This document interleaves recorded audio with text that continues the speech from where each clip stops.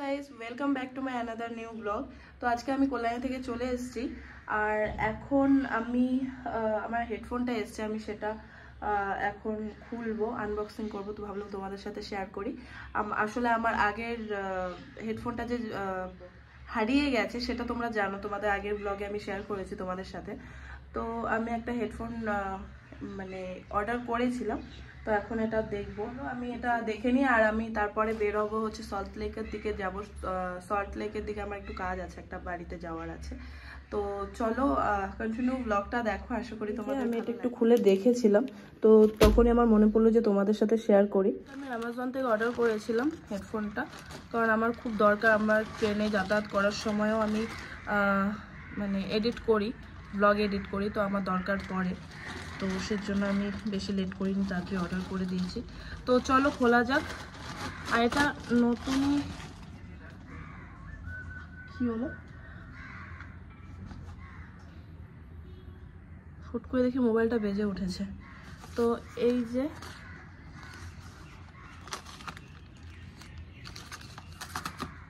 এটা আমি এখানে অ্যাড্রেসে অর্ডার করেছিলাম। এটা বোটের, এটা হচ্ছে বোটের। এটা কিছুদিন আগেই নতুন বের হয়েছে, যেটা আমি শুনলাম। এই যে বোটের হেডফোন।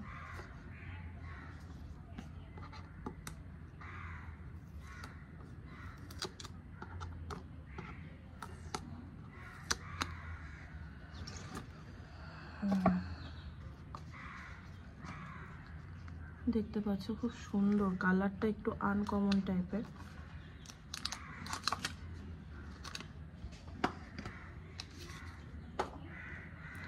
এর আগেও আমাকে সুদীপ্ত একটা গিফট করেছিল,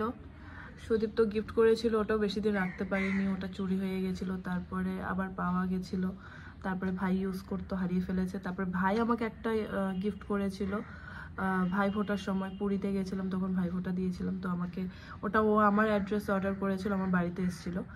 তো ওটাও আমি বেশি দিন রাখতে পারিনি, 2 মাস রাখতে না রাখতে আমার ওটা একদিন আমি কাঁচরাপাড়ায় চা খেতে যাচ্ছিলাম, পকেটে রেখেছিলাম, স্কুটি চালাচ্ছি, একটা জায়গায় মানে কি করে পড়ে গেছে, মানে পকেট থেকেই পড়ে গেছে রাস্তাতে, ওটাও পকেট থেকেই পড়ে গেছিলো রাস্তাতে। এবার তারপরে আমার দরকার, এবার আমার সবসময় হেডফোনের দরকার পড়ে। তো তারপরে আবার আমি আরেকটা হেডফোন নিলাম, সেটাও বেশি দিন টিকলো না, এয়ারবাডগুলো।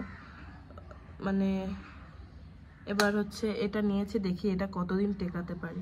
খুব সুন্দর, দেখো সামনের থেকে দেখো।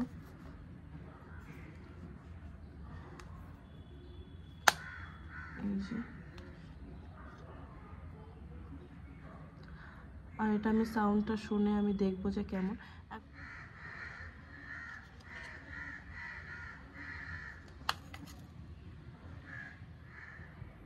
বা সাউন্ড কোয়ালিটি খুব ভালো,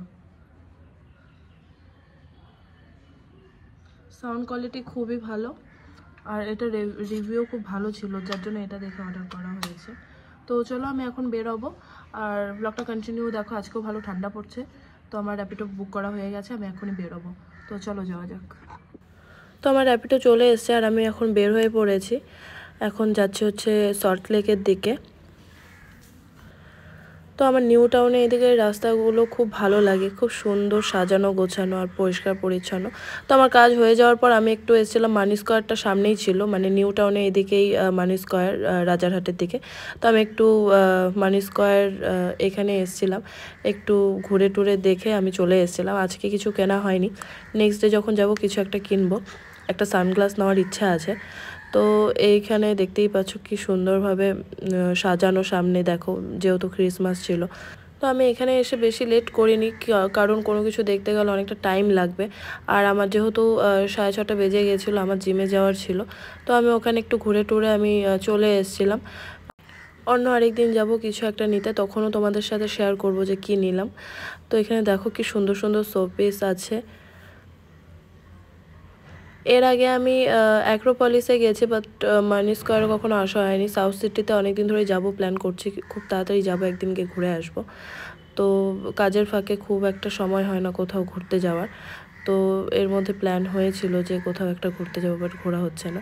তো আমি এখন বেরিয়ে যাচ্ছি, যেহেতু জিম আছে লেট হয়ে যাবে, তো র্যাপিডো বুক করা হয়ে গেছে। তো এখন আমি যাচ্ছি রুমের থেকে তাড়াতাড়ি করে ব্যাগ ট্যাগ নিয়ে আমাকে বেরোতে হবে, জিমে যেতে হবে, কারণ এখন জিম তাড়াতাড়ি বন্ধ হয়ে যায়, 11টা সাড়ে 11টার মধ্যে বন্ধ হয়ে যায়। তো তাই তাড়াতাড়ি যেতে হবে। আর এখানে সামনের ভিউটা দেখো, আইটিসি রয়্যাল বেঙ্গলের সামনের যে ভিউটা ইভিনিংয়ের দিকে, রাতের দিকে এত সুন্দর লাগে দেখতে, মানে সত্যি আলাদা লেভেলের লাগে দেখতে। তো আমি ভাবলাম তোমাদের সঙ্গে শেয়ার করা যাক। তো ইভিনিংয়ের টাইমে আমি যখন ফিরছিলাম তো খুবই সুন্দর লাগছিল, দেখো JW ম্যারিয়েট সামনে।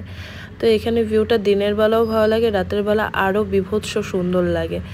তো এখানে দেখতে পাচ্ছ যেহেতু সবার অফিস ছুটি হয়েছে, এই টাইমটা একটু জ্যামও থাকে রাস্তাতে।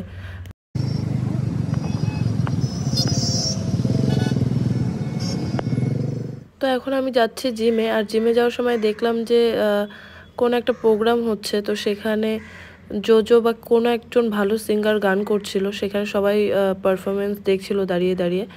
এটা বাসদনির এদিকে ছিল। তো এখন আমি চলে এসেছি জিমে, আর এখন তাড়াতাড়ি করে গিয়ে এক্সারসাইজ শুরু করব। আর জিমে গিয়ে সবসময় ভিডিও বা ব্লগ কন্টিনিউ করা সম্ভব হয় না, কারণ এক্সারসাইজ নিয়ে ব্যস্ত থাকি, তখন মোবাইল হাতে দেখলে পরে দাদাও খুব বকাবকি করে আমাদের ট্রেনার। তো সেজন্য আমি সবসময় মোবাইল ঘাঁটিও না।